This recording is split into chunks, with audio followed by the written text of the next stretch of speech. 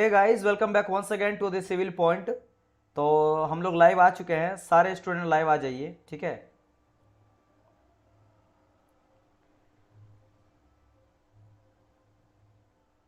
चलिए मैं audio video एक बार चेक कर लेता हूँ क्लियर है या नहीं।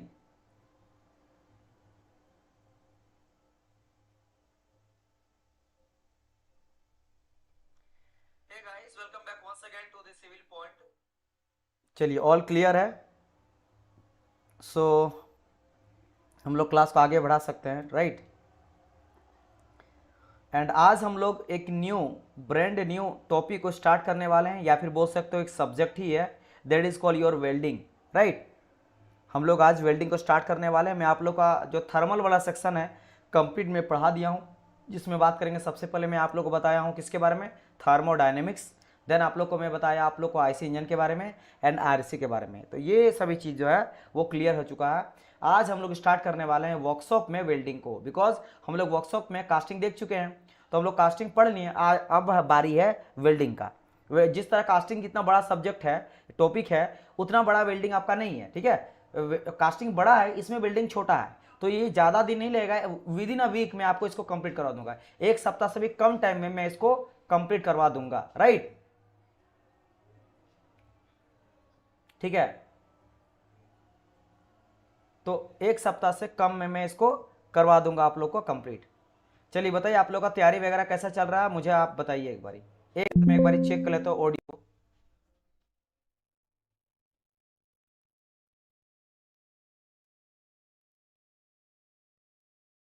आवाज बाहर का आ रहा है? अरे हेडफोन तो सही से लगाइए।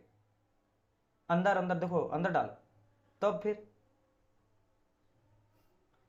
अब प्ले करो, प्ले करो।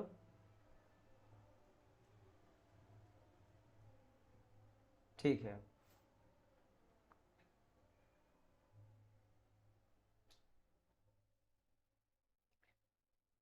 चलिए। तो सारे स्टूडेंट जुड़ चुके हैं, हम लोग क्लास को स्टार्ट करते हैं।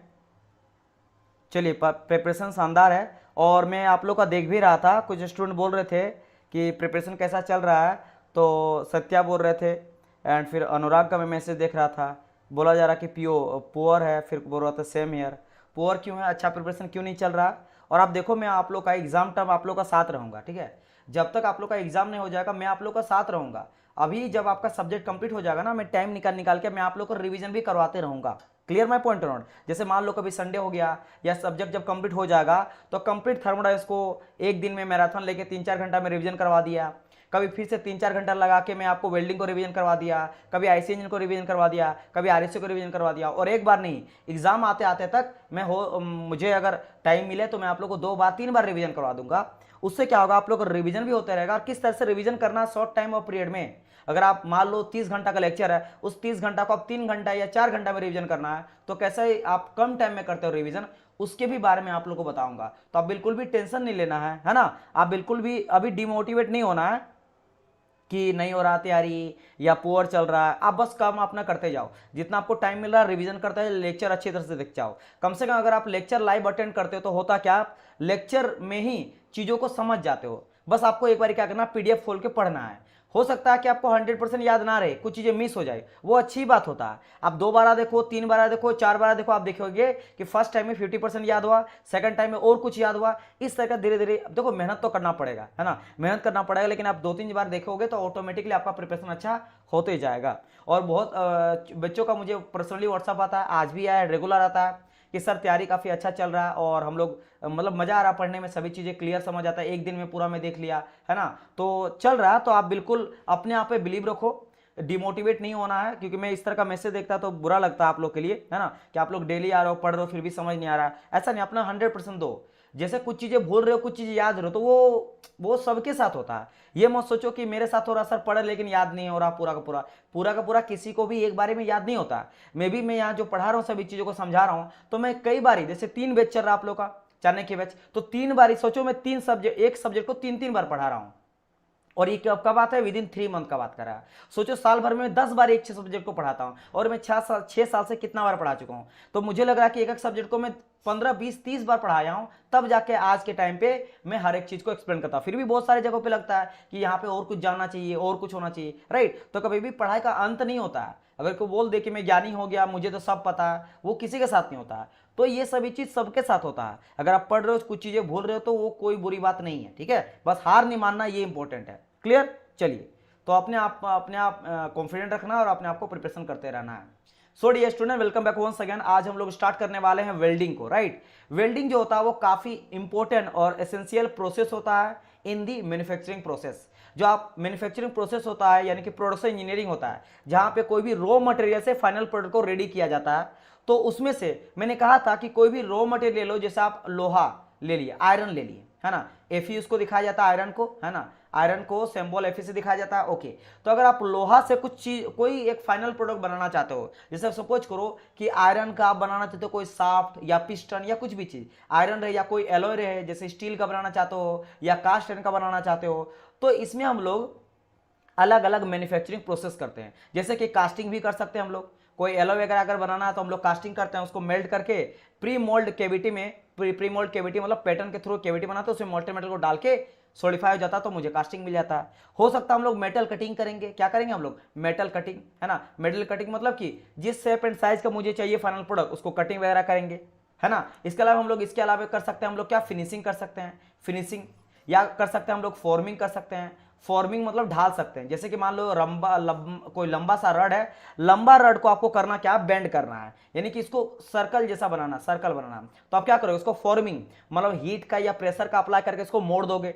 तो जिस तरह हम लोग कास्टिंग करते हैं, मेटल कटिंग करते हैं, फिनिशिंग, फिनिशिंग में क्या, चिकना सरफेस बनाते हो, कुछ मेटल को रिमूव करके चिकना सरफेस चमकने लगा, है ना, उस तरह बनाना चाहते हो। रफ जो सरफेस है उसको क्लीन करना चाहते हो, उसके लिए फॉर्मिंग तो आपको समझ ही गए, प्रेशर टेम्परेचर अप्लाई करके शेप एंड साइज को चेंज करना।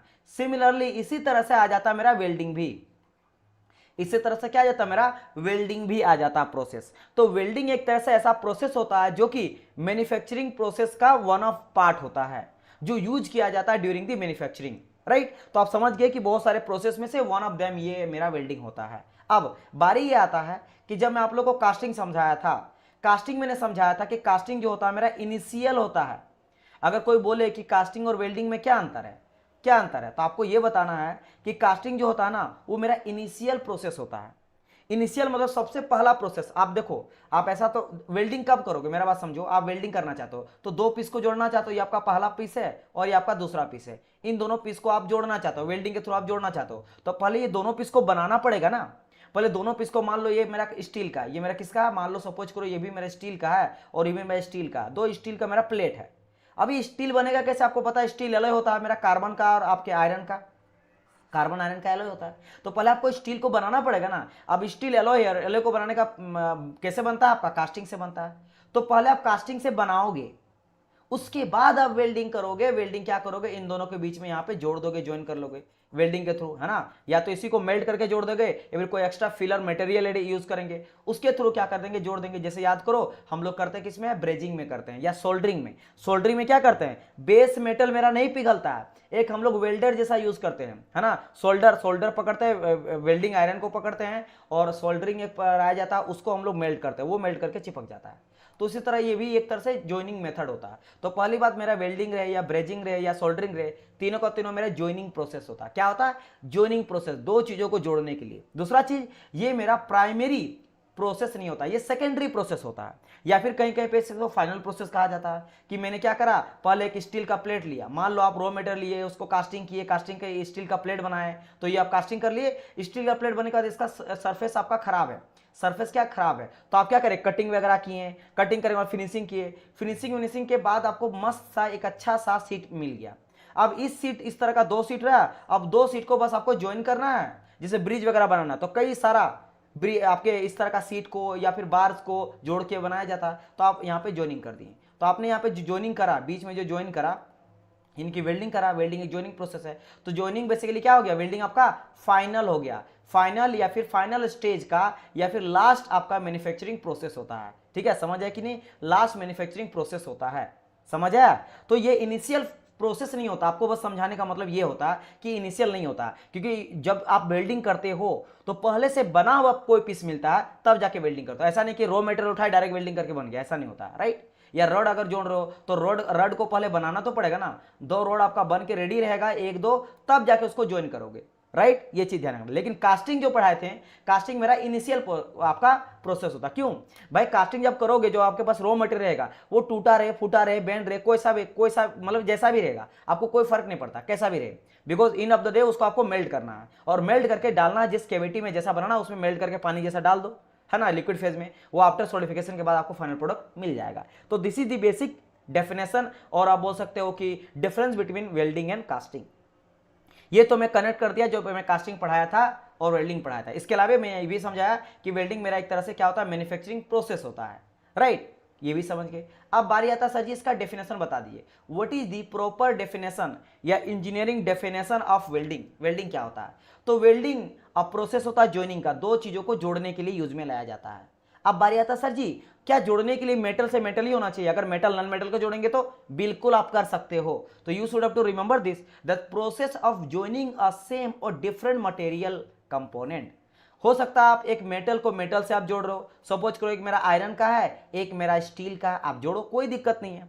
अच्छा, अगर मैं एक मान लो जिंक में ले लिया और एक मेरा यहाँ आयरन ले लिए, तो मेटल नॉन मेटल ले लिए, फिर भी कोई दिक्कत नहीं है। तो मेटल से मेटल, मेटल से एलॉय, मेटल से नॉन मेटल, किसी को भी आप ज्वाइन कर सकते हो। तो एक तरह से मेरा ज्वाइनिंग प्रोसेस होता है for different and same type of material, joining के लिए यूज किया जाता है, राइट, ओके। अच्छा, ज्वाइनिंग कैसे करते हैं? अगर ये कोई क्वेश्चन पूछ दे तो कि ज्वाइनिंग कैसे किया जाता है, तो ज्वाइनिंग करते हैं with the help of heat and pressure, या बोल सकते हो कि joining is done by the application of heat and pressure, heat का एंड प्रेशर का अप्लाई करके। आप बोलेंगे सर जी हीट तो समझ में आता है, 2 पीस को अगर आप मुझे जोड़ना है तो बीच में क्या करते हैं, पिघाल देते हैं, जैसे वेल्डर से उसको दोनों मेल्ट हो जाता है, चिपका देते हैं। या हो सकता है हीट का यूज करके, जरूरी नहीं है कि जो मेरा बेस मेटल, ये बेसिकली क्या है, मेरा बेस मेटल है, आप बेस मेटल बोल सकते हो, या बोल सकते हो आप वर्क पीस, है ना, जिसको जोड़ रहे हो, या फिर बोल सकते हो ये मेरा एक आपका वर्क जॉब, ये जॉब भी इसको कहा जाता है, job work is base metal, जिसको मेल्ट कर रहे हैं। तो या तो इसको मेल्ट करके जोड़ा जाता है, या फिर एक फिलर मटेरियल यूज करते हैं, एक एक्स्ट्रा फिलर मटेरियल यूज करते हैं, इसको गला गला के इसके बीच में आते जाता है और चलते रहता है, ठीक है। वो क्या हो जाएगा, एक पुल जैसा क्रिएट कर देगा, है ना, वेल्ड पुल बन जाता है, और उसमें आपस में दोनों चिपक जाता है। या फिर हीट का भी हो सकता है कि क्या करेंगे हम लोग, मेल्ट करेंगे ही नहीं, ना फिलर मटेरियल को मेल्ट करेंगे, ना बेस मटेरियल को मेल्ट करेंगे, तो फिर जोड़ेंगे कैसे डियर? तो जोड़ेंगे प्रेशर के थ्रू। क्या करते हैं इसमें, एक मेरा मान लो एक तरह से इस तरह मेरा जॉब है, एक मेरा कोई शाफ्ट है, इस शाफ्ट को दूसरे शाफ्ट से जोड़ना है, तो करते क्या, इतना हाई प्रेशर से दबाते हैं कि आपस में फ्रिक्शन की वजह से वो क्या हो जाता है, थोड़ा गर्म हो जाता है, और जो आपके मॉलिक्यूल्स है दोनों का, इस मटेरियल का जो मॉलिक्यूल्स है ना, और इस मटेरियल का जो मॉलिक्यूल्स है वो फ्यूज हो जाता है, आपस में जुड़ जाता है। या फिर और एक प्रोसेस होता है जिसको हम लोग आगे चलकर डिस्कस करेंगे, सॉलिड का अलग अलग टाइप में, जिसमें लिक्विड स्टेट भी वेल्डिंग होता है, सॉलिड स्टेट भी वेल्डिंग होता है, और आपका सॉलिड और liquid state welding, allied welding कहा जाता है, ठीक है। ये एक प्रोसेस हो गया, एग्जांपल हो गया सॉलिड स्टेट का, मतलब कि सॉलिड स्टेट मतलब वेल्डिंग कर रहे हैं लेकिन मेल्ट नहीं कर रहे हैं। तो एक को क्या करते हैं, रोटेट करवाते हैं, बहुत स्पीड रोटेट करवाते हैं, और सामने सटाते हैं, तो रोटेट होता तो ऑब्वियसली बात है फ्रिक्शन होगा, गर्म होगा, और आपस में फिर जोर से प्रेशर अप्लाई करेंगे, चिपक जाएगा, तो वहां पे मेल्ट नहीं हुआ दोनों पीस। तो होता है प्रेशर और हीट का अप्लाई करके दोनों को जोड़ा जाता है।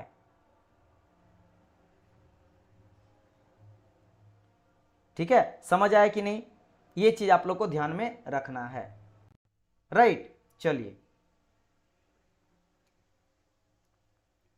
इतना आप लोग को क्लियर हो गया होगा। नाउ अब हम लोग आगे बढ़ते हैं, और आगे बढ़ के हम लोग क्या यहाँ पे डिस्कस करने वाले डियर स्टूडेंट, अब क्या डिस्कस करने वाले हैं कि देख लेते, समझ गए वेल्डिंग क्या होता है। बात करते हैं कुछ एडवांटेज का और कुछ डिसएडवांटेज का। हम लोग क्या बात करेंगे, कुछ बात करेंगे हम लोग एडवांटेज का, और कुछ बात करेंगे डिसएडवांटेज का, क्या एडवांटेज क्या क्या होता है वेल्डिंग से, और क्या क्या मेरा डिसएडवांटेज होता है, राइट। तो चलिए डिस्कस कर लेते हैं 1 बाय 1 करके। देखो, सबसे पहले अगर मैं बात करता हूँ एडवांटेज का, तो any material can be join, आप किसी भी तरह का मटेरियल को ज्वाइन कर सकते हो with the help of welding. आप वेल्डिंग के थ्रू से किसी भी तरह के मटेरियल को वेल्ड कर सकते हो, any material can be weld, ये सबसे खासियत होता है मेरे वेल्डिंग का। इसके अलावा एनी सब शेप जो होता है, किसी तरह का शेप होता है, उसको भी आप क्या कर सकते हो, बना सकते हो। किसी तरह का शेप बना सकते हो वेल्डिंग के थ्रू ज्वाइन करके। आपके पास टुकड़ा टुकड़ा रहेगा, उसको जोड़ के सर्कल बना लो, है ना, आप रेक्टेंगल बना लो, किसी भी तरह का शेप आप दे सकते हो। आप देख सकते हो ट्रस वगैरह, ब्रिज वगैरह बनाया जाता है वेल्डिंग के थ्रू ही, अलग छोटा छोटा पार्ट को वेल्डिंग करके उसको जोड़ा जाता है ना। आज के टाइम पे रिविटेड वगैरह भी यूज किया जाता है, लेकिन वेल्डिंग के थ्रू भी हम लोग कर सकते हैं। तो समझ आया सेकंड चीज। थर्ड चीज, large component and structure can be made, यानी कि क्या मैं बात कर रहा हूं यहां पे कि आप लार्ज कंपोनेंट को भी बना सकते हो। लार्ज कंपोनेंट और structure can be made with the help of welding. ये चीज क्लियर हो गया कि नहीं, कि इसमें हम लोग कितना बड़ा से बड़ा स्ट्रक्चर हो गया। जैसे मैं बात किया ब्रिज के बारे में, है ना, बहुत सारा आप देखते हो बड़ा बड़ा ब्रिज देखने को मिलता है और कई तरह का स्ट्रक्चर देखने को मिलता है ना, उन सबको बना सकते हैं with the help of welding. अगर फोर्थ नंबर बात करेंगे तो कोई भी स्पेशल स्किल इसके लिए रिक्वायर नहीं होता है, किसी तरह का स्पेशल स्किल इसके लिए नहीं चाहिए होता जरूरत। मतलब कि कहने का मतलब ऐसा नहीं कि अगर आप वेल्डिंग करना चाहोगे तो आपको डिप्लोमा होना चाहिए वेल्डिंग पे, या बीटेक होना चाहिए वेल्डिंग पे, या आईटीआई होना चाहिए वेल्डिंग पे। इवन अगर कोई मैकेनिकल इंजीनियरिंग है, मैकेनिकल इंजीनियर है, वो भी वेल्डिंग कर सकता है। कोई इलेक्ट्रिकल वाला तो कर ही सकता है, कोई अगर सीएस वाला भी है, कोई सिविल वाला भी है, तो वो भी वेल्डिंग कर सकता है। इवन अगर कोई इंजीनियरिंग नहीं भी किया है, फिर भी नॉन टेक्निकल वाला भी स्टूडेंट वेल्डिंग कर सकता है। जिसको पढ़ा लिखा नहीं है वो भी वेल्डिंग कर सकता है। तो पढ़ने के लिए, मतलब वेल्डिंग करने के लिए कोई स्पेशल स्किल का रिक्वायरमेंट नहीं पड़ता है, वो with the help of experience धीरे धीरे सीख जाता है। तो it's not required any special skill to do doing welding, ठीक है, ड्यूरिंग दी वेल्डिंग प्रोसेस। ये हो गया। और सबसे लास्ट बात क्या इंपॉर्टेंट आ जाता है कि लीक प्रूफ आपको जॉइंट मिलता है विद दी हाई स्ट्रेंथ, है ना। लीक प्रूफ जॉइंट मतलब क्या था, लीक प्रूफ, लीक मतलब लीक वगैरह आना। सपोज करो आप क्या बना रहे हो, आपको ले जाना है पेट्रोल वगैरह। आप पेट्रोल का देखे हो ना, जो अलग अलग व्हीकल जाता है बड़ा बड़ा, जिसमें पेट्रोल ले जाया जाता है या गैस वगैरह ले जाता है, एलपीजी गैस हो गया, पेट्रोल डीजल वगैरह कैरी किया जाता है, ठीक है। तो इस तरह से होता है, बड़ा बड़ा ट्रक वगैरह में आप देखते होंगे, है ना, ये ले जाया जाता है, राइट, इस तरह से होता है। मान लो इस तरह से रहता है, ये समझ लो कि ट्रक वगैरह है ना। तो यहाँ पे क्या है, यहाँ पे समझ लो कोई पेट्रोल डीजल है या फिर एलपीजी गैस है। आप बिल्कुल नहीं चाहते हो कि यहाँ पे लीकेज वगैरह हो, आप चाहते हो कि इसको कैसे हो जाए, एक तो बीच में रहता है एक सिलेंड्रिकल जैसा पार्ट रहता है और सामने से दोनों पार्ट को जोड़ा जाता है, राइट।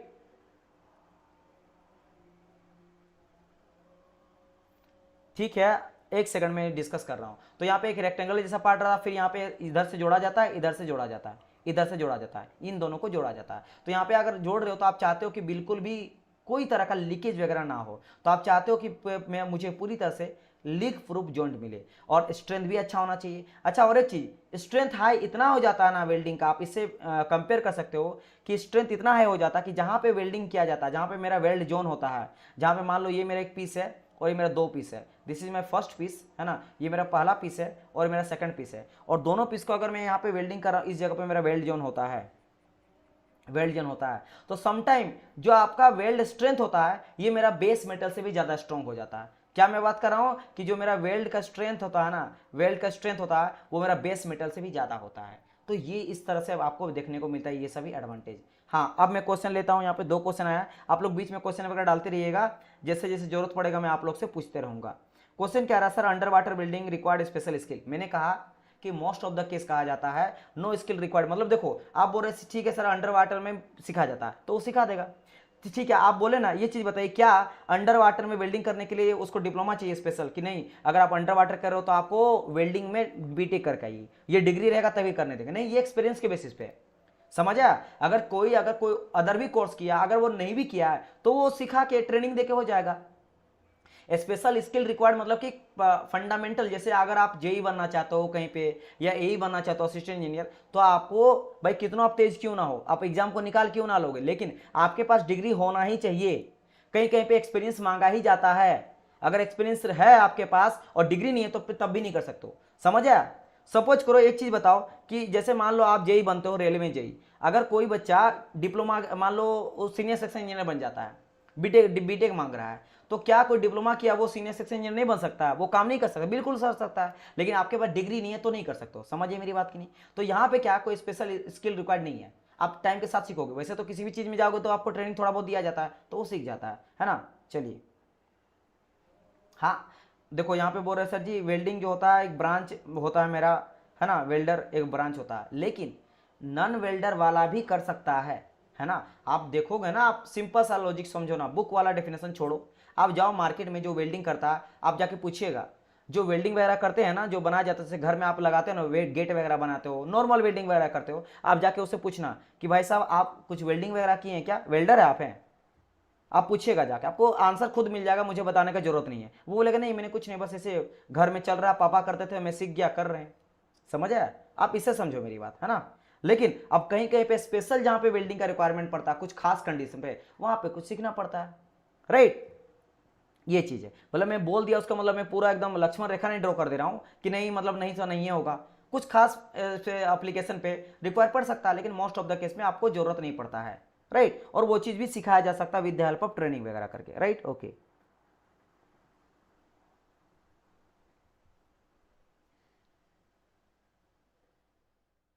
यस यस यस, बिल्कुल सही है। Welding can be done after the casting, yes कर सकते हैं बिल्कुल, कास्टिंग के बाद। क्योंकि मैं ये कहने का मतलब ये था कि कास्टिंग मेरा इनिशियल स्टेज होता है और वेल्डिंग मेरा इनिशियल स्टेज नहीं होता है, या तो सेकेंडरी होता है या फाइनल स्टेज होता है।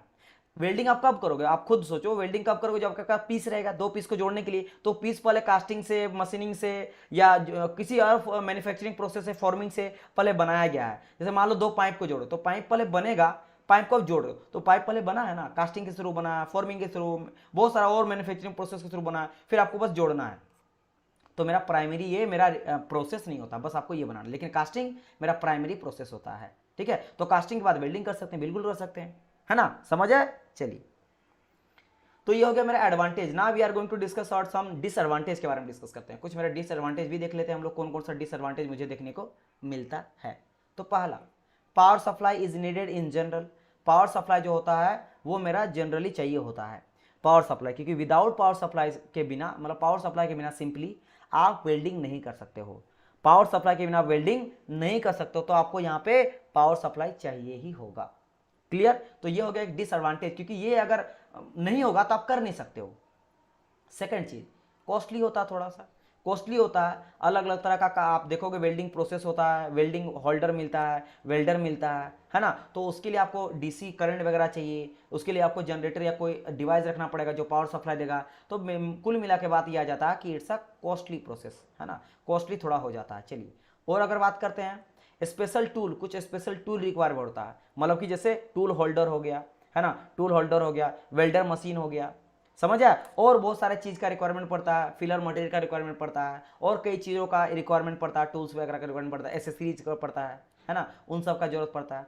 इसके अलावा डिसएडवांटेज सबसे बड़ा इसमें क्या होता है, कॉस्टली और पावर सप्लाई के साथ थर्ड नंबर जो आता है वो हेल्थ हजार्डियस। अब ये क्या होता है, हेल्थ से रिलेटेड क्यों यह आपका प्रॉब्लम क्रिएट करता है, बिकॉज जब आप वेल्डिंग करते हो ना तो उससे निकलता है यूवी रे, क्या निकलता है, यूवी, अल्ट्रा वायलेट रे निकलता है।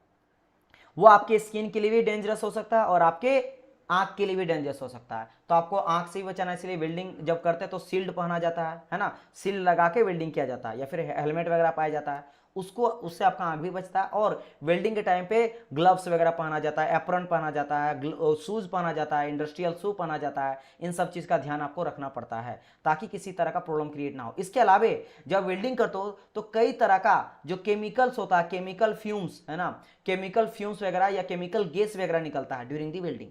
क्योंकि वेल्डिंग हम लोग गैस वेल्डिंग करते हैं, ऑक्सी एसिटिलीन वेल्डिंग करते हैं, तो उसमें ऑक्सीजन, एसिटिलीन, अलग अलग तरह का गैसेस के थ्रू वेल्डिंग करते हैं। तो वो भी एयर में मिक्स होके आप इनहेल कर सकते हो और वो अंदर जाके आपके लंग्स को या फिर आपके बॉडी पार्ट्स को हार्म कर सकता है, जिसके वजह से कई तरह का और डिफरेंट डिफरेंट तरह का आपको फेस करना पड़ेगा प्रॉब्लम। तो उससे बचने के लिए, हेल्थ से बचने के लिए आपको कुछ चीज़ों को अपनाना पड़ेगा, कुछ चीज़ों को ध्यान रखना पड़ेगा। तो ये भी इंपॉर्टेंट है कि आप जो है ऐसे खुले में वेल्डिंग नहीं कर सकते हो। लेकिन हाँ, फिर से मैं बात करूँ, ये डिपेंड करता है कि किस तरह का वेल्डिंग आप कर रहे हो, उस पर डिपेंड करता है कि वो कितना ज़्यादा खतरनाक हो सकता है।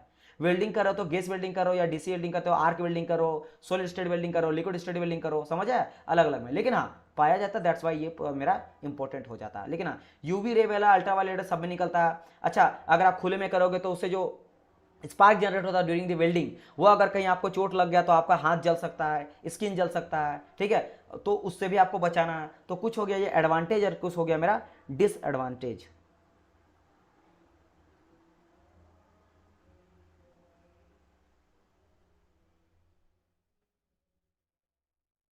चलिए, आप बात करते हैं क्या, देखो एक चीज यहाँ पे बहुत सारा डिस्कशन हो रहा है, आप लोग एक चीज में मत डिस्कशन ज्यादा करते रहो। मैं पहले क्लियर कर देता हूं कि no skill required in general में लिख देता हूं, ठीक है, आप लोग खुश, इन जनरल, इन जनरल अगर आप वेल्डिंग करते हो तो कोई स्किल रिक्वायर्ड नहीं होता, लेकिन कुछ खास खास अगर वेल्डिंग रहेगा तो वहां पे रिक्वायर पड़ता है, इसीलिए तो वेल्डिंग वगैरह किया जाता है ना, वेल्डिंग वगैरह किया जाता है। लेकिन माय पॉइंट इज कि आप कहीं पे भी नॉर्मल वेल्डिंग अगर करना चाहते हो ना, जैसे सपोज करो कि आप कॉलेज वगैरह में वेल्डिंग करना सीखना चाहते हो कि भैया वेल्डिंग कैसे करते हो, कोई सिखा दो, तो ये नहीं बोला कि जाओ पहले डिप्लोमा करके आओ, मेरा बात समझे।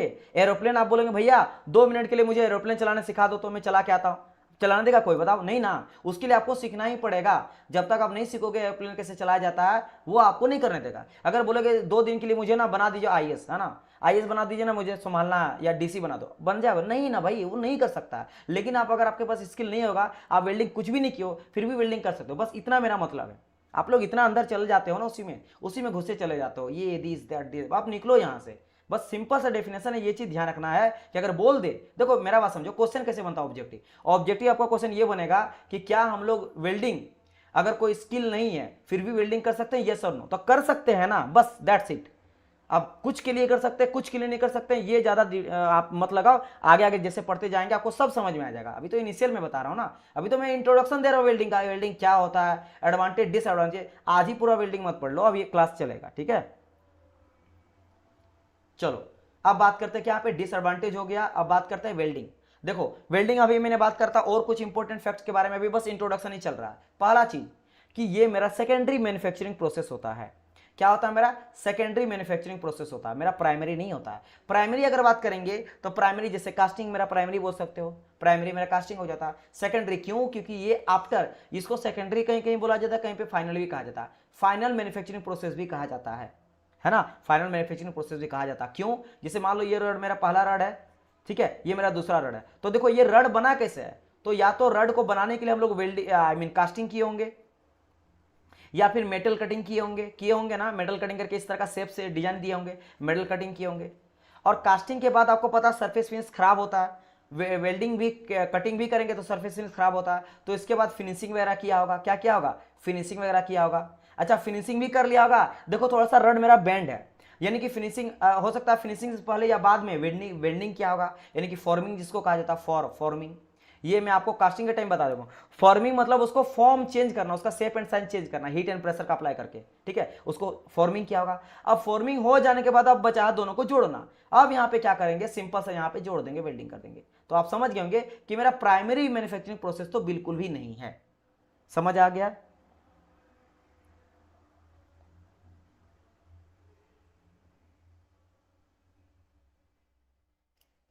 चलिए, तो ये हो गया सेकेंडरी मैन्युफैक्चरिंग प्रोसेस। अब बारी आता है, मैंने आपको पहले भी बताया था, कास्टिंग के टाइम पे भी बता रहा हूं, 3 तरह का मेनली मैन्युफैक्चरिंग प्रोसेस होता है। एक होता है मेरा जीरो, एक होता है एडिशनल, एक होता है मेरा subtraction, positive negative and zero. Zero अगर बात करेंगे, जीरो में क्या होता है, जब कोई चीज ऐड नहीं कर रहे हैं, है ना ले रहे हैं ना दे रहे हैं, इसको कहा जाता है जीरो मैन्युफैक्चरिंग प्रोसेस। जैसे एग्जांपल के तौर पे मेरा फॉर्मिंग हो गया, फॉर्मिंग मतलब वही हीट एंड प्रेशर का अप्लाई करके, अगर रड मेरा सीधा है तो रड को मैं क्या कर दूंगा, बेंड कर दूंगा। तो आपने क्या यहाँ पे कोई मेटल ऐड करा, नहीं, क्या कोई मेटल रिमूव करा, नहीं, आपने क्या करा, बस हीट एंड प्रेशर का यूज करके उसके शेप एंड साइज को चेंज कर दिए। क्या कर दिए हम लोग, शेप एंड साइज को यहाँ पे चेंज कर दिए, तो that is called your forming. तो जीरो प्रोसेस है, मतलब यहाँ पे ना तो हम लोग कोई भी मटेरियल को ऐड किए, ना ही मटेरियल को रिमूव किए, that's why it's called forming process is a zero process. अच्छा मैंने आपको बताया था कि कास्टिंग को भी हम लोग जीरो प्रोसेस कहते हैं, कब, जब मैं यहाँ पे कास्टिंग कर रहा हूं कोई एलॉय का नहीं, सिर्फ कोई मेटल का कर रहा हूं या कोई भी आपके नॉन मेटल का कर रहा हूं। कि जहां एलॉय कर रहे हो तो दो चीजों को जोड़ते हैं, दो चीजों को, जैसे मान लो कास्ट आयरन बना रहे हो तो कास्ट आयरन के केस में आप दो चीजों को लोगे, उसको आप मिक्स करके ब्रास बना रहे हो, ब्रॉन्ज बना रहे हो, तो दो मेटल को लेके बना रहे हो, तो फिर वो मेरा हो जाएगा एडिशनल मैन्युफैक्चरिंग प्रोसेस। तो इसीलिए बहुत सारा बच्चे को कंफ्यूजन हो जाता है कि कास्टिंग को रखेंगे कहाँ। तो आपको कास्टिंग को मान लो, आप मान लेते हैं कि कास्टिंग को आप एडिशनल में रख लो, लेकिन ये भी ध्यान रखना कि कास्टिंग मेरा जीरो में भी आ जाता है। किस कंडीशन में आपको समझा दिया।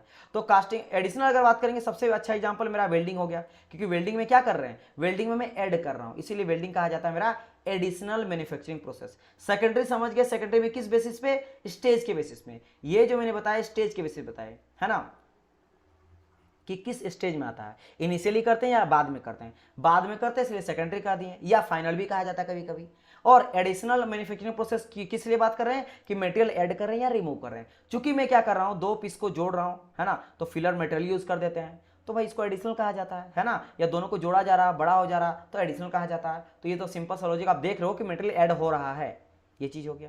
उस तरह कास्टिंग में एलोय करेंगे तो वो भी मेरा एडिशनल हो जाएगा। अब सब्ट्रैक्शन का बात करें, सब्ट्रैक्शन मतलब हटाना, जैसे मशीनिंग कर रहे हो, आपके पास इस तरह का कोई आपका इस तरह है कोई आपका पीस है और आप चाहते हो कि मेरा रेक्टेंगुलर या क्यूबिक जैसा मिले, तो क्यूबिक मतलब आपको इतना चाहिए, इतना ही चाहिए, तो ये वाला जो ऊपर वाला सेक्शन है ये आपको नहीं चाहिए, तो इसको आपको रिमूव करना पड़ेगा। क्या करना पड़ेगा? इसको रिमूव करना पड़ेगा, जो मैं यहाँ पे आपको ग्रीन कलर से दिखा रहा हूँ, ये ऊपर पार्ट को रिमूव करना पड़ेगा। ठीक है, तो यहाँ पे आपने क्या करा? नेगेटिव करा, नेगेटिव मैन्युफैक्चरिंग प्रोसेस, आपने मटेरियल को हटाया। तो दैट्स वाई ग्राइंडिंग, मिलिंग और कई सारा मैन्युफैक्चरिंग प्रोसेस होता है, फिनिशिंग वगैरह, मिलिंग, बहुत सारा चीज हो जाता है ना। ये these all are comes in the manufacturing subtraction manufacturing process. ये चीज हो गया, समझ गए? तो वेल्डिंग के बारे में ये भी चीज आप लोग को समझ में आ गया। नाउ अब बात करते हैं यहां से, जहां से आपके एग्जाम में क्वेश्चन बनता है, और वो क्या होता है? That is called your joining process. क्या होता है मेरा? जॉइनिंग प्रोसेस से काफी आपके एग्जाम में क्वेश्चन बनता है, तो इसको देखिएगा क्योंकि यहां से आपको भर भर के क्वेश्चन पूछा जाता है। पहले अगर बात करेंगे सर जी, हम लोग समझे कि मेरा जो वेल्डिंग होता है वो जॉइनिंग प्रोसेस के अंडर में आता है, जॉइनिंग प्रोसेस के में अंडर में आता है। बिल्कुल आता है सर, बिल्कुल आता है। ओके, तो अगर मैं बात करता हूं कि ठीक है जॉइनिंग प्रोसेस के अंडर में आता है, तो जॉइनिंग मेरा प्रोसेस कितना तरीका का होता है वो मुझे जानना है। तो अगर मैं बात करता हूँ जॉइनिंग प्रोसेस का, तो जॉइनिंग प्रोसेस मेरा मैकेनिकल, मतलब जो देखो जॉइनिंग कैसे हो रहा, बॉन्ड हो रहा, बॉन्डिंग, बॉन्डिंग हो रहा, जॉइन मैंने बॉन्ड हो रहा, तो ये मेरा मैकेनिकल बॉन्डिंग भी हो सकता है और ये मेरा एटॉमिक बॉन्डिंग भी हो सकता है। क्या हो सकता है? ये मेरा मैकेनिकल बॉन्डिंग भी हो सकता है और मेरा ये एटॉमिक बॉन्डिंग भी हो सकता है। Clear? Clear my point honour? मेरा मैकेनिकल बॉन्डिंग और एटॉमिक बॉन्डिंग भी हो सकता है। अब बात करते हैं सर जी मैकेनिकल बॉन्डिंग क्या है, मतलब समझो कि मैकेनिकल बॉन्डिंग के थ्रू भी आप ज्वाइन कर सकते हो दो आपके वर्क पीस को, और एटॉमिक बॉन्डिंग के थ्रू भी आप दो पीस को ज्वाइन कर सकते हो। अब क्या मतलब है मैकेनिकल बॉन्डिंग का, क्या मतलब है एटॉमिक बॉन्डिंग का, इसके बारे में डिस्कस करते हैं। तो देखो, जब मैं यहाँ पे बात करता हूँ मैकेनिकल बॉन्डिंग का, तो मैकेनिकल बॉन्डिंग मतलब क्या था डियर स्टूडेंट? एग्जांपल के तौर पे जैसे आप नट एंड बोल्ट को ज्वाइन कर रहे हो, है ना, आप रिविटेड ज्वाइन कर रहे हो, आप स्टेपल्स या श्रिंक फिट को कर रहे हो, these all are example of mechanical bonding. Mechanical bonding, mechanical bonding में क्या था? दो चीजों को आपस में जोड़ा जाता है with the help of equipment, mechanical कोई इक्विपमेंट के थ्रू, है ना, आप वहां पे जोड़ रहे हो। जैसे नट बोल्ट, नट क्या होता है? इस तरह का आपका बोल्ट होता है ना, इस तरह का बोल्ट होता है, ग्रिप रहता है और इसके अंदर यहाँ पे क्या करा जाता है? नट को डाला जाता है, तो ये नट एंड बोल्ट अंदर जाता है और ये लॉक हो जाता है। ये क्या हो जाता है? लॉक हो जाता है, तो नट एंड बोल्ट हो गया इसका एग्जाम्पल। रिविटेड जॉइंट क्या होता है? आपको पता है, रिविट इस तरह का कुछ रहता है ना, तो कोई चीज को दो पीस को आपको जोड़ने के लिए रिविट अंदर चल जाता है और क्या होता है? दो पीस मेरा यहाँ पे जॉइंट हो जाता है ना। स्टेपल्स का बात करेंगे, आप पेपर में स्टेपल लगाते हो, स्टेपल, है ना, क्या करता है? स्टेपल इस तरह का रहता है, दो आपके पेपर को जोड़ा जाता है ना। बुक वगैरह में हम लोग हमेशा लगाते हैं, बुक वगैरह में दो चीज को, पेपर को इस तरह से स्टेपल करके लॉक कर देते हैं, स्टेपल स्टेपल, है ना। इसका श्रिंक फिट, दो आपस पीस को लगाने के लिए क्या करता है? श्रिंक फिट लगा देते हैं हम लोग, उसके क्या होता है? वो लॉक मेरा हो जाता है, उसमें क्या होता है? मेरा लॉक हो जाता है। तो these all are my mechanical bonding, mechanical bonding, ठीक है, मैकेनिकल बॉन्डिंग। अब अगर बात करेंगे एटॉमिक बॉन्डिंग का, तो मैकेनिकल बॉन्डिंग में क्या होता है समझना कि मैकेनिकल बॉन्डिंग को फर्दर दो और भाग में हम लोग डिवाइड करते हैं। एक मेरा आ जाता है मेरा टेम्पोररी जॉइंट, एक होता है मेरा परमानेंट जॉइंट। टेम्पोररी जॉइंट क्या होता है? परमानेंट जॉइंट क्या होता है कि टेम्पोररी जॉइंट ऐसा जॉइंट है, टेम्पोररी जॉइंट ऐसा जॉइंट है जिसको अगर मैं डिसमेंटल करता हूं, डिसमेंटल मतलब जब मैं इसको तोड़ना चाहूंगा तब मेरा पीस जो है ना वो मेरा खराब ना हो, वो मेरा डिस्ट्रॉय ना हो, तो उसको कहते हैं हम लोग क्या? Temporary joint. तो मैकेनिकल में मेरा टेम्पोररी और परमानेंट दोनों तरह का, जैसे नट एंड बोल्ट, तो जब भी आप नट बोल्ट को खोलो और लगाओ, आप 10 बार करो तो हर बार जॉइंट आप बना रहे हो, फिर खोल रहे हो, असेंबल भी कर रहे हो और डिसमेंटल भी कर रहे हो, लेकिन दोनों के टाइम पे आप कभी भी आपका जो पार्ट्स है, जो आपका जॉइनिंग प्रोसेस के थ्रू जो यूज किया जाना इक्विपमेंट है, वो टूट फूट नहीं रहा, वो डिस्ट्रॉय नहीं हो रहा, वो हर बार यूज कर सकते हो। लेकिन कुछ जो होता है आपका जॉइंट वो मेरा परमानेंट होता है, मतलब अगर उसको आप डिसमेंटल करना चाहोगे, खोलना चाहोगे तो टूट जाएगा, वो बर्बाद हो जाएगा, उसको फिर से यूज नहीं कर सकते हो। एग्जांपल क्या होता है? रिविट, रिविट को जैसे आप खोलोगे तो फिर से यूज नहीं कर सकते, वो खराब हो जाएगा। स्टेपल, जो पेपर वगैरह में हम लोग स्टेपल लगाते हैं, एक बार स्टेपल किए फिर हम लोग क्या करते हैं? उसको निकालना पड़ता है और निकालने के बाद क्या उसको यूज करते हैं? उसको फेंक के फिर स्टेपल करते हैं, तो ये क्या होगा? परमानेंट हो गया, मतलब डिसमेंटल करेंगे तो बर्बाद हो जाता है मेरा, खराब हो जाता है।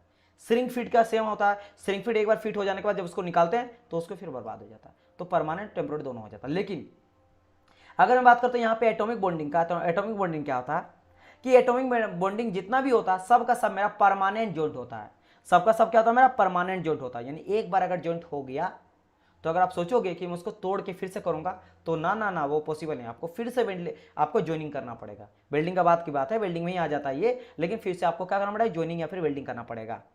टूट गया। जैसा वेल्डिंग करो ना, दो पीस को, ये पहला पीस है और ये दूसरा पीस है, अगर इन दोनों पीस को आप क्या कर रहे हो, ज्वाइन कर रहे हो, दोनों पीस को अगर आप यहाँ पे ज्वाइन कर रहे हो इस तरह करके, ठीक है, दोनों पीस को क्या कर रहे हो, ज्वाइन करो। तो अगर आप यहाँ दोनों पीस को ज्वाइन कर रहे हो, अगर आप तोड़ना चाहोगे ना, तो तोड़ने के बाद फिर से अगर आप चाहोगे ज्वाइन करना, तो फिर से वेल्डिंग करना पड़ेगा, और वो ज्वाइंट आपका वहां पे मेटल जो मेल्ट होकर ज्वाइंट हुआ वो बर्बाद हो जाएगा।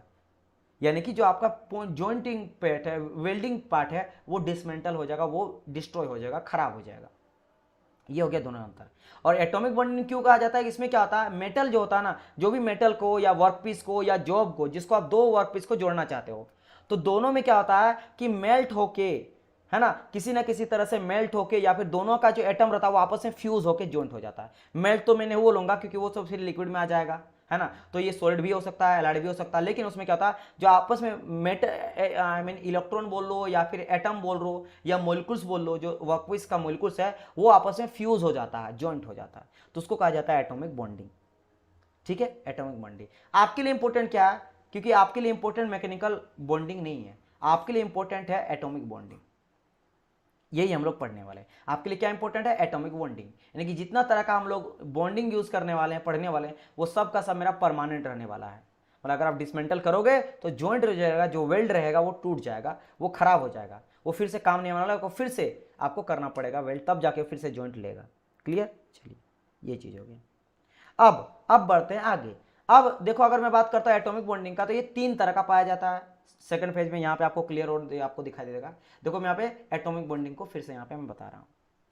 एटॉमिक बॉन्डिंग कितना तरह का होता है मेरा, तीन तरह का पाया जाता है। एक होता है मेरा सॉलिड स्टेट वेल्डिंग, एक हो जाता है मेरा लिक्विड स्टेट वेल्डिंग, और एक हो जाता है मेरा अलाइड और सॉलिड स्टेट। अलाइड, इसको बेसिकली अलाइड प्रोसेस कहेंगे, इसमें हम लोग, आप अलाइड भी बोलते हैं और सॉलिड स्टेट वेल्डिंग भी कहते हैं, दोनों आ जाता है। या बोल सकते हो लिक्विड प्लस सॉलिड दोनों आ जाता है, इसमें लिक्विड प्लस सॉलिड दोनों आ जाता है। अब क्या क्या होता है ये समझना, क्या क्या होता है ये समझना। देखो बहुत ही एकदम फंडामेंटल में चीज़ बता रहा हूँ, तो ऐसा कुछ भी नहीं है जो आपको समझ ना आए, बस आप थोड़ा सा अगर ध्यान लगा के समझोगे तो आपको ए टू जेड यहाँ पे समझ में आ जाएगा। क्लियर, चलिए तो मैं क्या बोल रहा था, आप लोग को ध्यान देना, और आप लोग को जहाँ पे समझ नहीं आएगा तो मुझसे प्लीज़ पूछिएगा, ठीक है, मुझसे प्लीज़ पूछिएगा। सॉलिड स्टेट वेल्डिंग का अगर बात करेंगे ना, तो सॉलिड स्टेट वेल्डिंग में या तो मेरा आ जाता है पहला, इसका तरीका टाइप बात करेंगे तो कोल्ड वेल्डिंग, दूसरा आ जाता है मेरा फ्रिक्शन वेल्डिंग, और तीसरा आ जाता है मेरा फोर्ज वेल्डिंग। ठीक है, कोल्ड वेल्डिंग समझो। अब देखो जैसे मैं बात करूंगा ना कि सॉलिड स्टेट वेल्डिंग, तो यानी कि इसमें क्या होगा, हम लोग वेल्डिंग करेंगे बट जो मेरा पीस रहेगा वो मेल्ट नहीं करेगा, या जो फिलर मेटेरियल रहेगा वो भी, फिलर मेटेरियल मान लो यूज करेंगे भी तो, या नहीं यूज करते इसमें, लेकिन अभी आपको नहीं पता है तो चीजें समझो कि इसमें मेरा जो भी चीज है वो मेल्ट नहीं होने वाला, चाहे वर्क पीस है, फिलर मेटेरियल कुछ भी रहे, ये मेरा मेल्ट नहीं करेगा। तो with the help of friction के थ्रू यहाँ पे हम लोग क्या करते हैं, फ्रिक्शन के थ्रू, प्रेशर के थ्रू हम लोग यहाँ पे करते हैं वेल्ड, जिसमें आ जाता है मेरा कोल्ड वेल्डिंग। तो कोल्ड वेल्डिंग में कई एग्जांपल आ जाते हैं, जैसे आपका प्रेशर वेल्डिंग हो गया, अल्ट्रासोनिक वेल्डिंग हो गया, डिफ्यूजन वेल्डिंग हो गया, एक्सप्लोजिव वेल्डिंग हो गया, रोल वेल्डिंग हो गया। इन सब में हम लोग जो मेरा वर्कपीस होता है उसको मेल्ट करके ज्वाइन नहीं करते हैं। ठीक है, अल्ट्रासोनिक का यूज करते हैं, डिफ्यूजन डिफ्यूज हो जाता है फ्रिक्शन के थ्रू, एक्सप्लोजिव वेल्डिंग है ना, एक्सप्लोजिव के थ्रू करेंगे हम लोग, उसके हाई इंपैक्ट लगता है और वापस से मेल्ट कर जाता है, मतलब ज्वाइन हो जाता है, रोल वेल्डिंग इस तरह से। और अगर इसका मैं क्लासिफिकेशन देखूं तो आपका फ्रिक्शन वेल्डिंग भी इसमें आ जाता है, फ्रिक्शन के थ्रू, और फोर्ज, जो फोर्ज हथौड़े के थ्रू पीट पीट के हाई प्रेशर के थ्रू आप में ज्वाइंट होता है। ठीक है, तो क्या होता है, जो आपका एटम्स वगैरह रहता है, मोलिकुल्स रहता है, दो वर्कपीस का एटम्स, वो फ्यूज हो जाता है पीटने की वजह से, गर्म करके, गर्म किया जाता है। जैसे आप हथौड़े जाते हो ना लोहार के पास, लोहार भी क्या करता है, वो बेसिकली लाता है दो चीज को जोड़ने के लिए, गर्म करता है, और गर्म करके पीट पीट के वो उसको वेल्ड कर देता है। तो यहाँ पे मेल्ट नहीं हुआ ना, मेल्ट नहीं हुआ। ठीक है, समझ आई मेरी बात की नहीं, और मेरा वो आपका मेल्ट भी हो, आई मीन जोइन भी हो गया, वेल्ड भी हो गया। तो this is the type of soldering state welding. अब बढ़ते हैं आगे, अब बढ़ते हैं हम लोग आगे। अगर मैं बात करता हूं लिक्विड स्टेट वेल्डिंग का, किसका, लिक्विड स्टेट वेल्डिंग का, मतलब इसमें माय डियर स्टूडेंट क्या होगा कि जो मेरा ज्वाइन होगा ना वो मेल्ट कर जाएगा, ज्वाइन क्या कर जाएगा, मेरा मेल्ट कर जाएगा। और ये इंपॉर्टेंट है ना, ज्वाइंट का मेल्ट होना is very very important, joint का मेल्ट होना इंपॉर्टेंट है। इसमें जो फिलर मटेरियल होता है वो भी मेल्ट हो सकता है। ठीक है, मेल्ट कहीं ना कहीं होगा। क्लियर, ये चीज है। इसीलिए इसको कहा जाता है फ्यूज वेल्डिंग। क्यों?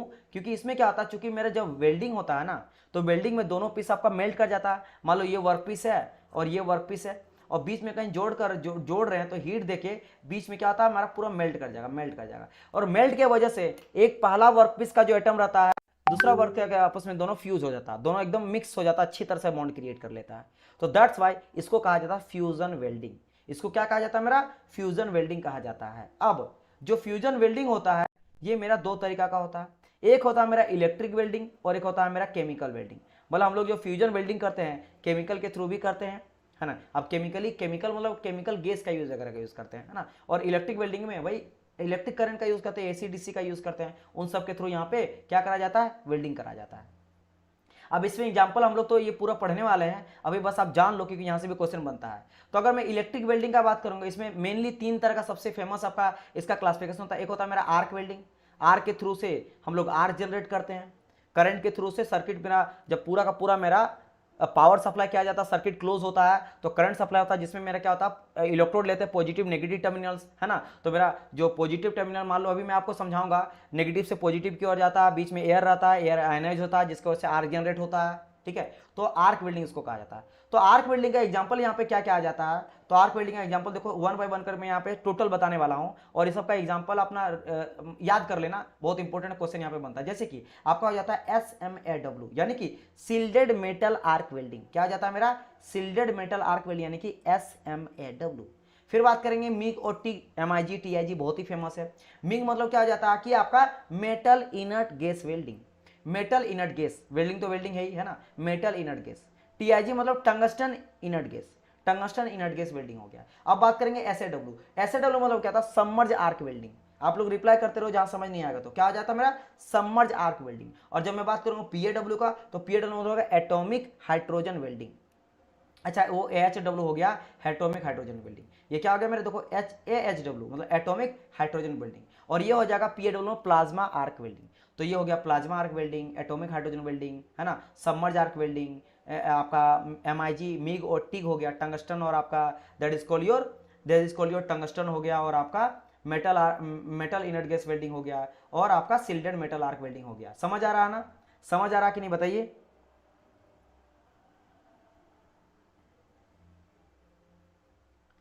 समझ आ रहा कि नहीं?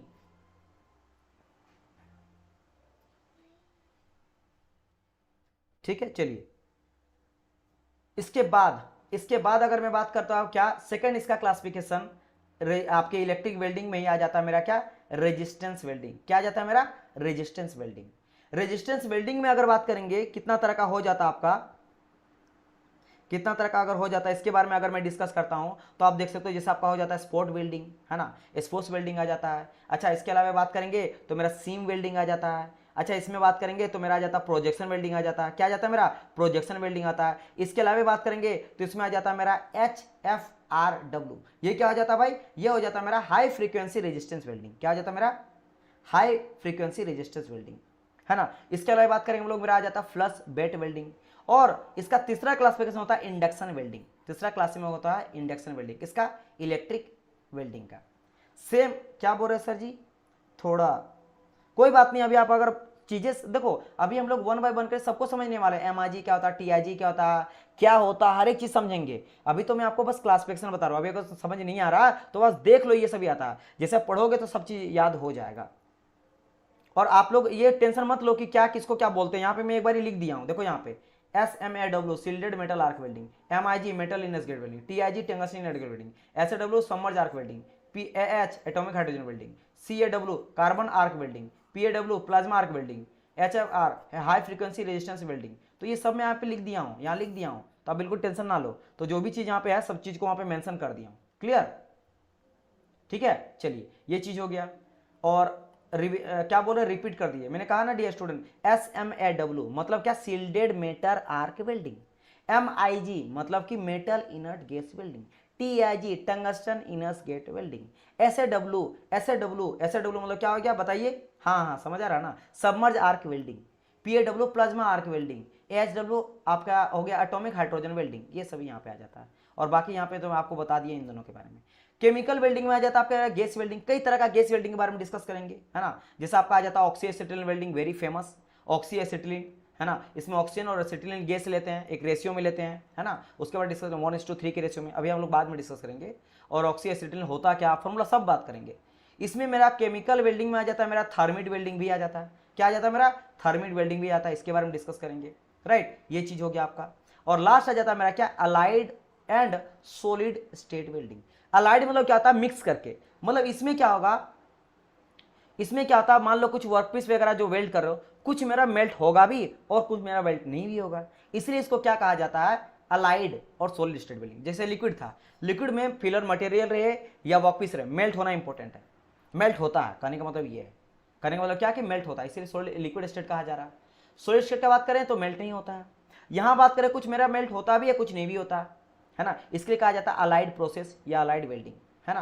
अब बारी आता है सर जी एग्जांपल के थ्रू बताइए कैसे ये दोनों चीज होता है। जैसे बात करते हैं सोल्डरिंग का, आप लोग देखो सोल्डरिंग और वेल्डिंग में क्या अंतर होता है, ये कोई बता पूछो मुझे। अभी देखो ये पूरा का पूरा वेल्डिंग था, ये पूरा यहाँ तक वेल्डिंग का बात की, और यहाँ भी वेल्डिंग, यहाँ बात करें सोल्डरिंग का, तो सोल्डरिंग और वेल्डिंग अलग होता है। दोनों में अंतर क्या होता है, ये हम लोग यूज करते हैं इलेक्ट्रिकल वाले इक्विपमेंट के लिए वेल्डिंग, और जो सोल्डरिंग होता है बात करते हैं हम लोग इलेक्ट्रॉनिक के लिए। इलेक्ट्रॉनिक मतलब बहुत ही छोटा मोटा चीज को करने के लिए हम लोग, जहां पे कम टेम्परेचर का रिक्वायरमेंट पड़ता है, जल्दी मेल्ट हो जाता है उसके लिए, क्योंकि ये कम टेम्परेचर में काम करता है सोल्डरिंग, और वेल्डिंग हाई टेम्परेचर में काम करता है।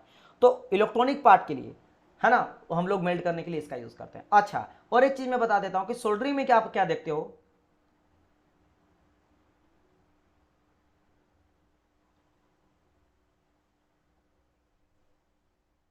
चलिए थैंक यू डियर स्टूडेंट। बोरे आपके लेक्चर की यही खास बात है कि आपने नोट्स नहीं, क्या हमने नोट्स नहीं बनाना पड़ते, क्योंकि आपका ऑलरेडी इतने अच्छे नोट्स बना, बस नोट्स यही अच्छे बात लगा है, और पढ़ाते अच्छे नहीं है क्या डियर। आप यहाँ पे बोल रहे हो कि आपके लेक्चर का, बस आपके लेक्चर की ये खास बात है कि बस यही खास बात है और कोई खास बात नहीं है, मतलब सिर्फ नोट्स अच्छा लगता है या फिर मैं पढ़ाता भी ठीक का हूँ, ये भी बताइए।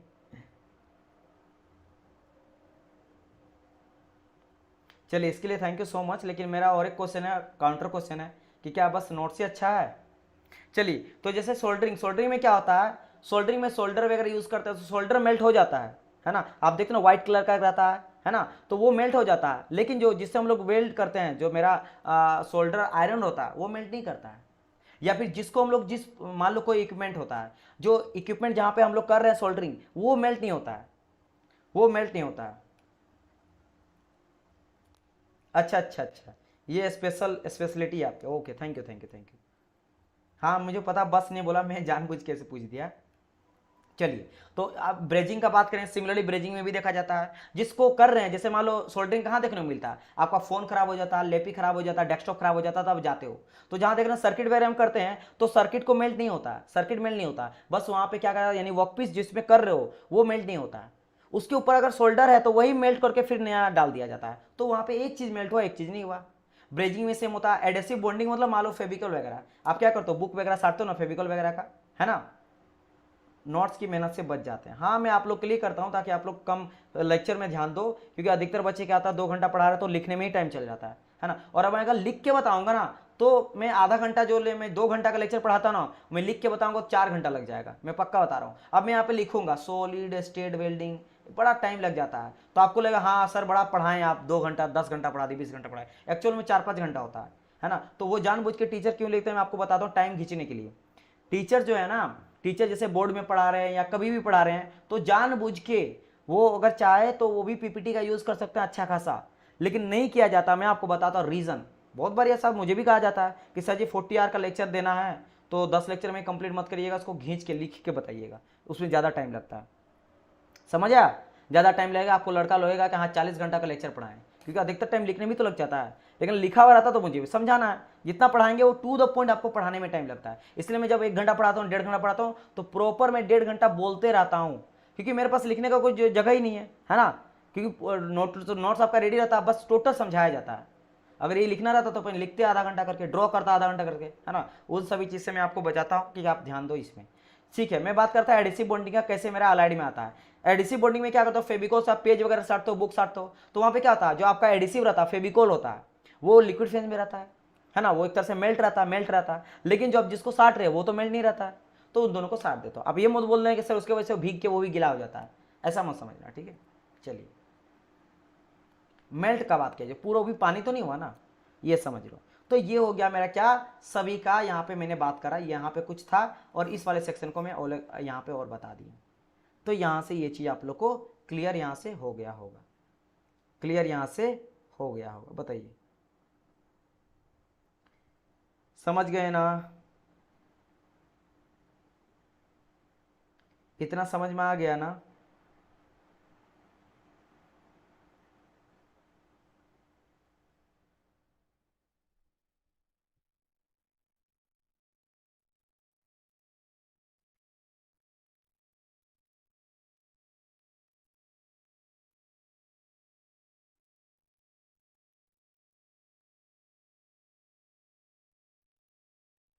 अब हम लोग क्या डिस्कस करेंगे नाउ, अब मैं आपको बताऊंगा, इतना अगर आप समझ गए। अच्छा, कुछ अदर बिल्डिंग में भी लिखा था, हाँ ये भी बता देता हूँ, कुछ अदर बिल्डिंग में लिखा हूँ। चलिए, दिव्या क्लियर है sir, please proceed further, okay. कुछ अदर बिल्डिंग में भी आ जाता है, जैसे कि आपका ESM आ जाता है, इलेक्ट्रोसेलेक्ट बिल्डिंग।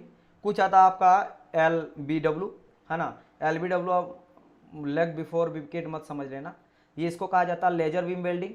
और आपका EBMW, EBW है ना, EBW यानी कि इलेक्ट्रॉन बीम वेल्डिंग।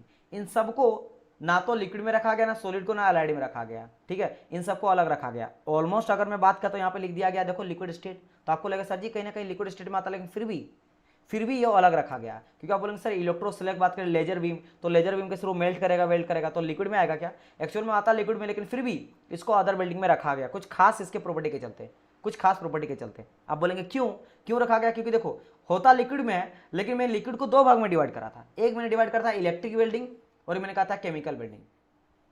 इसी तरह मैंने डिवीजन करा था ना, मैंने यहाँ पे क्या कहा था कि लिक्विड स्टेट वेल्डिंग को फ्यूजन करता है, फ्यूजन को दो भाग में डिवाइड करता है, इलेक्ट्रिक में और केमिकल में। तो ये जो यहाँ पे जितने आते हैं ना, ये ना तो इलेक्ट्रिक में आ जाते हैं, देखो इलेक्ट्रोस्लैग, इलेक्ट्रिक मतलब इलेक्ट्रिसिटी का यूज नहीं करते हैं, कुछ भी मेरा AC रे DC रे हम लोग यहाँ पे यूज नहीं करते हैं।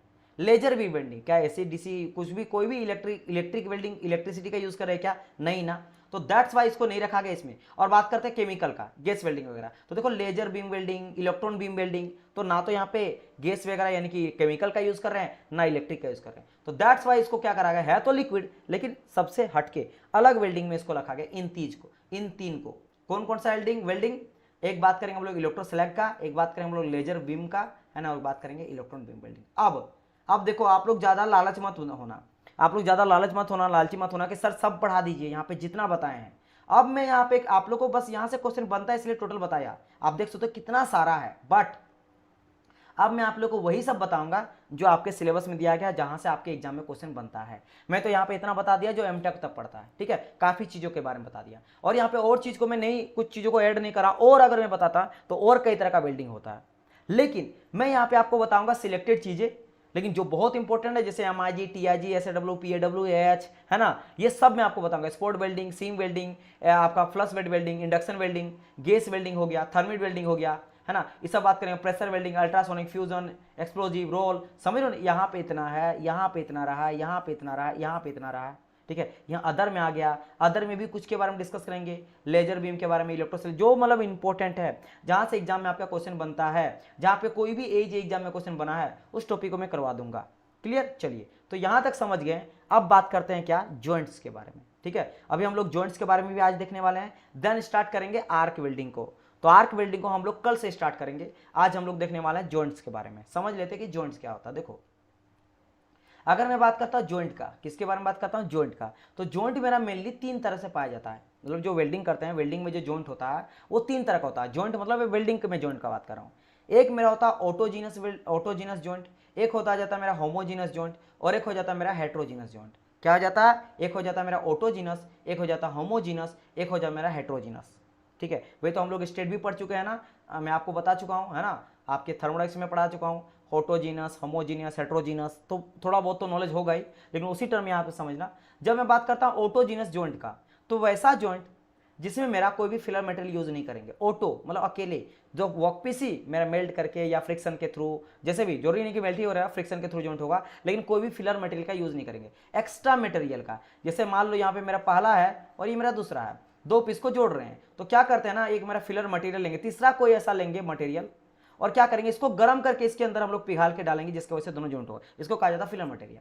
तो यहाँ पे फिलर मटेरियल का यूज नहीं करते हैं, उसको कहा जाता है ऑटोजीनस वेल्डिंग। एग्जांपल जैसे स्पॉट वेल्डिंग हो गया, प्रोजेक्शन वेल्डिंग हो गया, फ्रिक्शन वेल्डिंग हो, देखो ना फ्रिक्शन वेल्डिंग मतलब अधिकतर देखोगे सॉलिड स्टेट वेल्डिंग, अगर आप ध्यान दोगे ना यहाँ पे, तो अगर मैं यहाँ पे बात करता हूँ कहाँ से, देखो रेजिस्टेंस वेल्डिंग में आ जाता है यहाँ पे क्या, स्पॉट, सीम, प्रोजेक्शन, है ना, अधिकतर फ्लश वेट, तो ये वहाँ का एग्जाम्पल अधिकतर मिलेगा। ठीक है, ये हो गया। अब बात करते हैं होमोजीनस।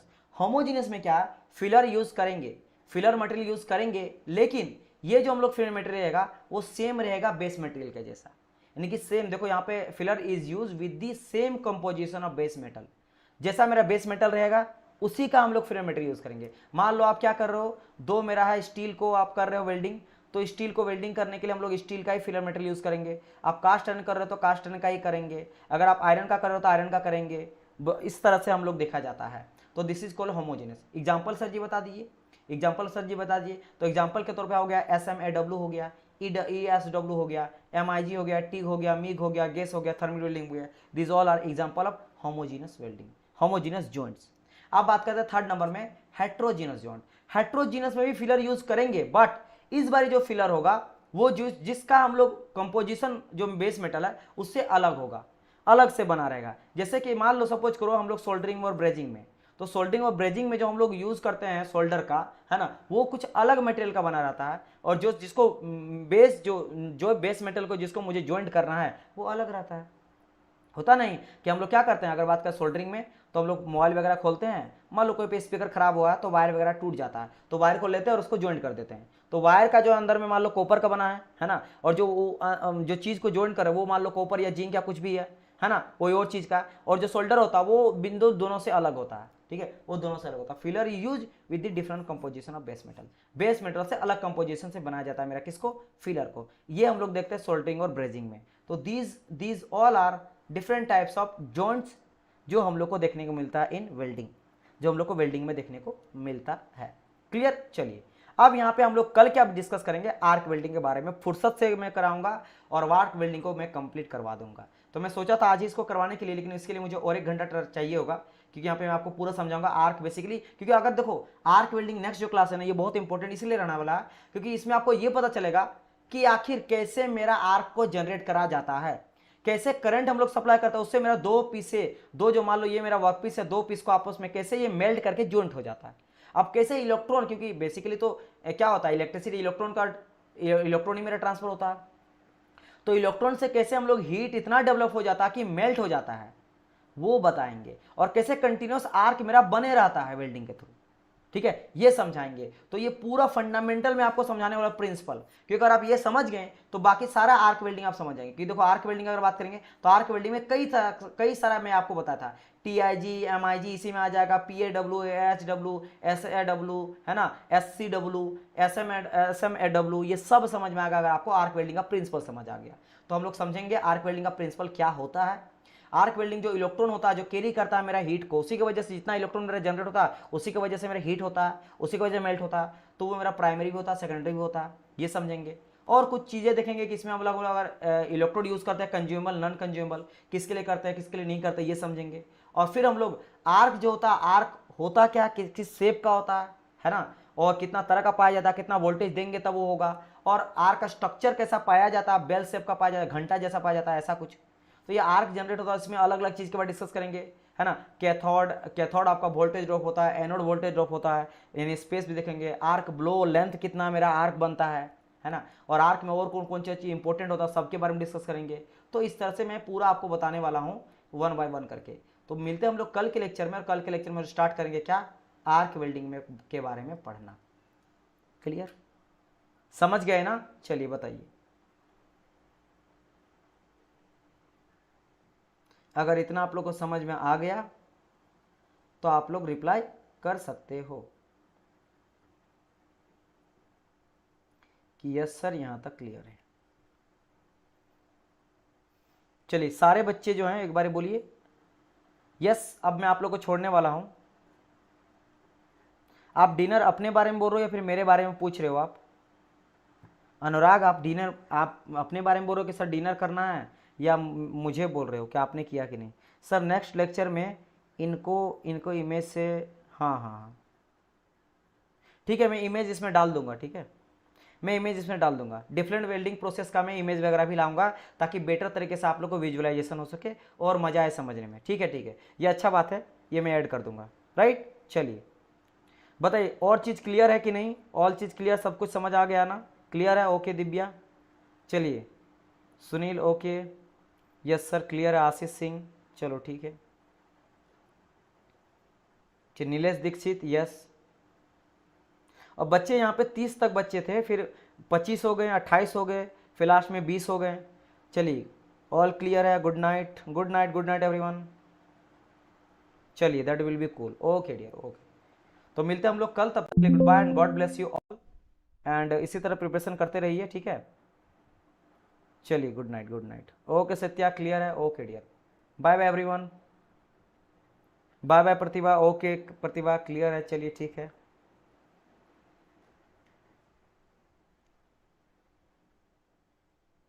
चलिए शताब्दी क्लियर है, ओके डियर, ओके।